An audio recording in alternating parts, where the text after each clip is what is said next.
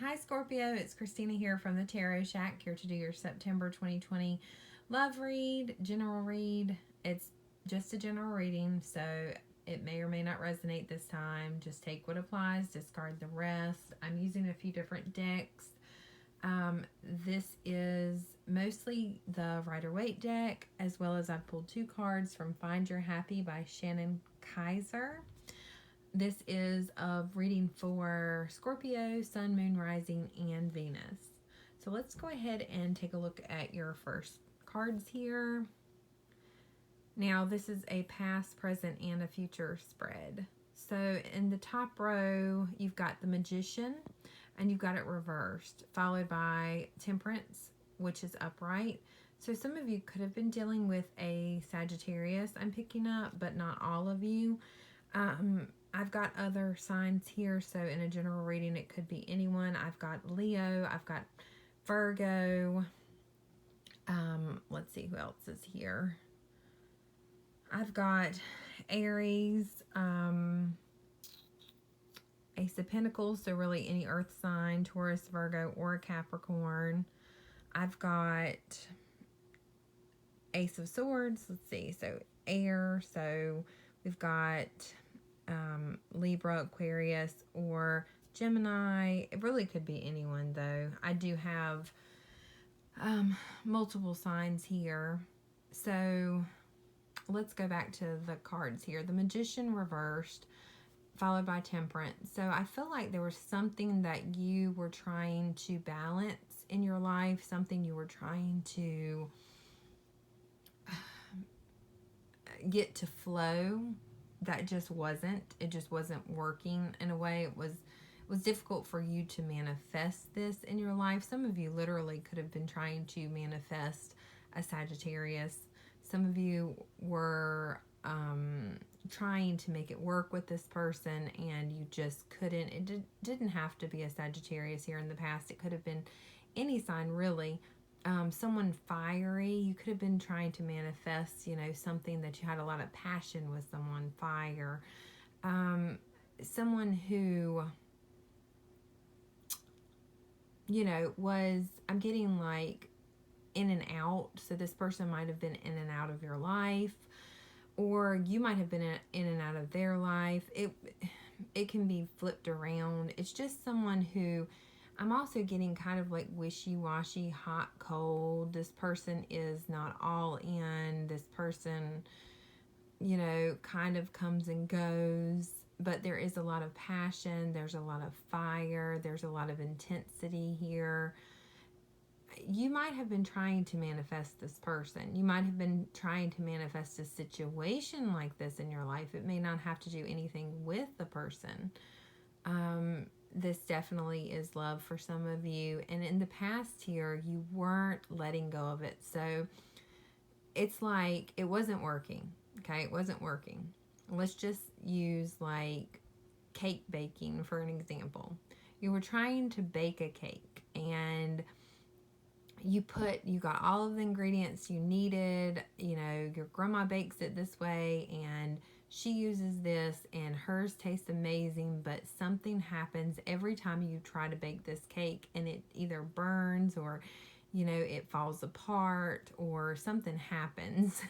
Something messes up about this cake, or you leave out one of the ingredients. Something happens every single time. So you're failing in a sense, but whatever it is that you're failing, so it could literally be something that you're trying to do, but you're not walking away, you're not giving up. Every time you fail, you try again. So it's like at the same time, every time you fail, you try again and you learned something from it. You learned from it. So you were able to almost master, in a sense, like the more this situation repeated here in the past, you were able to kind of master. So eventually, you're going to get that cake. Eventually, you're going to get that cake right. You're going to make it exactly like your grandma made it. And that's pretty much what happened here. It's like it was supposed to happen, whatever was supposed to happen that way, because you were learning. You were learning and mastering, and you were getting stronger, you were getting better, you were getting more skilled, and along the way. So whatever situation we're referring to. Now let's go ahead and look at the present moment. So in the present, we've got the Hermit reversed and the Ten of Wands upright. So with this Ten of Wands, it's almost like you refuse to see, or they refuse to see the bad in the situation. It was almost like having blinders on. It was a very hard situation. And I know I used cake baking as an example, but this is something like very, very strenuous. This is something very that, you know, took a lot out of you, was emotionally draining. This was something physically draining. This was something that it's almost like training. So this repetitive over and over and over again, it's almost like you were being trained for something, and you didn't see at the time the full picture. You didn't see the whole picture, and it's fine that you didn't see the whole picture at the time, because you weren't supposed to. Because if you wouldn't have had those blinders on, you might have given up. You might not have continuously, like if you, for example, that cake, if you can never get that cake exactly like your grandma made it, okay, let's say that cake, if you can never get that cake exactly like your grandma made it, and you knew that from the start, you probably wouldn't have kept going. You probably would have set those wands down and you would have given up. And you weren't meant to give up. You were meant to continue. You were meant to push forward and go further. You were meant to, discover something here. But you would not have done that if it weren't for those blinders. So you were not meant to see until you reach certain steps in this process, or you would have possibly given up. So I feel like this situation here, it didn't necessarily have the best outcome, whatever the situation was. And even in the present here, I think you're seeing, it's kind of like you made the cake and it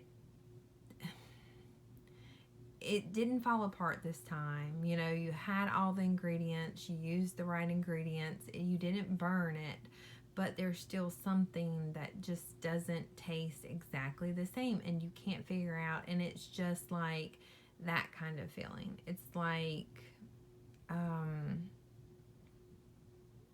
like you're just maybe now seeing that maybe you wanted your grandmother to make the cake, for example, and maybe your grandma can't make the cake because she's not around anymore, something like that, or she lives in a different country or something, and you haven't been to visit. And I'm just using this as an example, but it's like that. It's like you didn't really want the cake. You wanted the person who was baking the cake, okay? You didn't really want it didn't have to be the cake tasted exactly the same. Whatever you were doing it for, you were doing it for a different reason than to get the same taste from the cake. It was more of something else. And you're seeing that that's just not, even if you bake the cake exactly like you're supposed to, you're still not getting that same feeling. You're still not getting, because your grandma didn't bake the cake. And I'm just using that as an example. So you're just going to have to fit that in where it goes. That's just what's coming to me.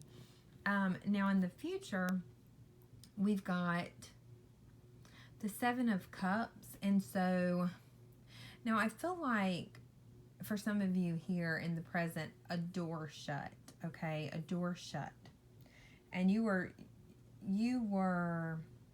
probably not happy with that door closing, and you probably have some feeling left out in the cold feelings, or like some you're shocked, or it happens suddenly, or something like this, and or someone, you either left someone, or someone left you, or you left a situation, or situation ended, something like that. It doesn't have to be a person, but it's like it could be like a work situation ended, something ended, and you feel left out in the cold. Okay, you feel left out in the cold.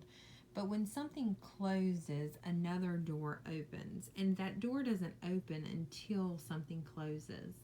So so we've got the Seven of Cups upright. So there's a lot of options here. There's a lot of options. There's a lot of potential. There's a lot of different things you could choose. There's a lot of doors opening here in the future for you. And there may be some conflict here because you don't feel like you have control of the situation. You don't, maybe these aren't options that you necessarily wanted or expected, or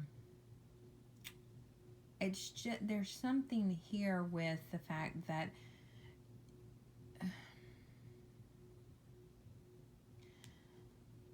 you are looking at these options and you're not really sure what to do. Okay, you're not sure what to do. You're not sure which one to pick. You're not sure.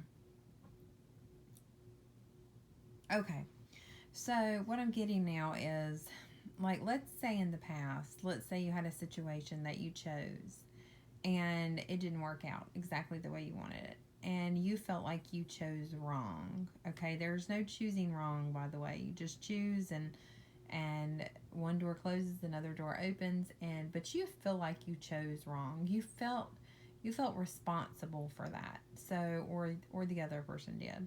And now that you have all of these options, it seems a little overwhelming. It seems a little much for you. It's not necessarily a bad thing. It just, you feel like you don't, maybe you feel like whatever you choose, you're worried that it will end up like the last situation. And so it's causing some conflict, and you don't really know what to choose. You don't really know which one to pick. You are not really trusting your intuition on this. If you are feeling like you should go one way, you're kind of preventing, like the normal flow of things. You're kind of preventing the normal flow. And that is what's going on here. Even in the past, it's like you're not really progressing because you have to make a decision in order to move forward. So if you're stalling and you're preventing deciding, you have all of these options, but it looks like someone has all of these options and they're really not moving forward on this. They need to. Okay, so it looks like you may need to talk to someone and kind of like, I don't know, kind of like weigh the pros and the cons, and like really figure out what you don't want. Because once you figure out what you don't want, you're going to be able to figure out what you want. So if you have like 7 things, or two options, or 3 options, or 4, it doesn't really matter. But if you're trying to make a decision, then you need to kind of figure out what you don't want first, because you can just kind of mark those things off the list as you're choosing, and then the thing that you want will become more visible to you once you pretty much just figure out what you don't want. So I think you're in the process of kind of healing from that past experience and figuring out what you don't want, so that way you know what you want, kind of thing. It's like trial and error. It's all about learning. It's all part of the process and part of the plan. Now, I'm going to read the 2 cards that I have here from Find Your Happy. So I asked for one, but both popped out. So we're going to take 2 today. Card number 25, my anxiety is not based on reality. And card number 55, dreams are the signature to my potential. Okay, we're going to start with card number 25.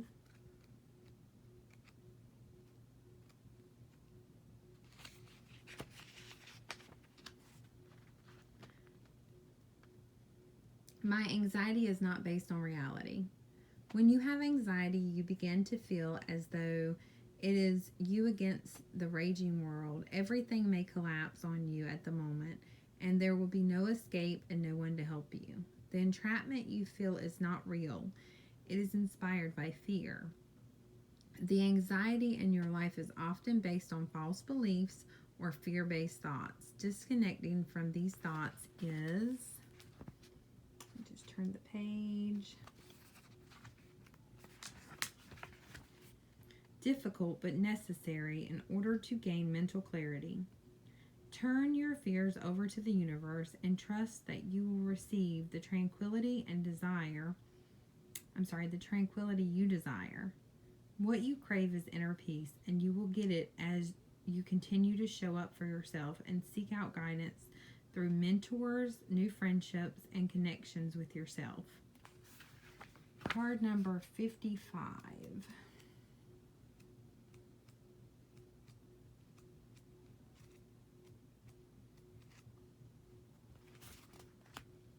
Let me put that down for a second so I can flip the page.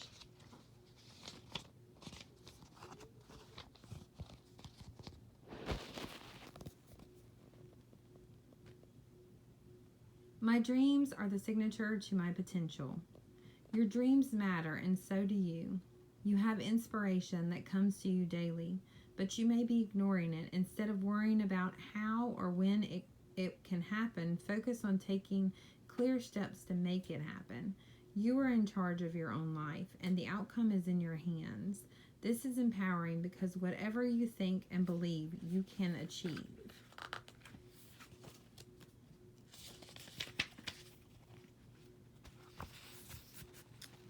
You want more abundance? Focus on feeling abundant within. If you want to find your soulmate, focus on giving yourself the love you desire.